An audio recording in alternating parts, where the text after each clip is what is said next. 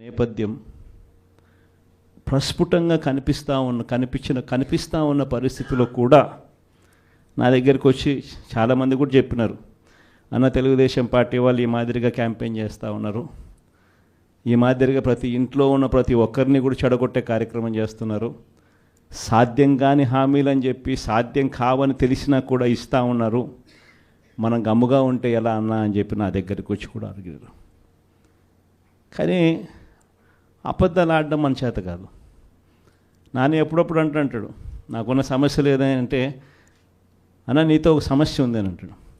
ఏం సమస్య లేదంటే అతి నిజాయితీతనం, అతి మంచితనం, ఈ రెండు మనకున్న సమస్యలే అని చెప్పి. కానీ ఈ అతి నిజాయితీతనం, అతి మంచితనమే రేపొద్దున మళ్ళీ మనల్ని అధికారంలోకి తీసుకొచ్చేటివి కూడా ఇవే. ఎందుకని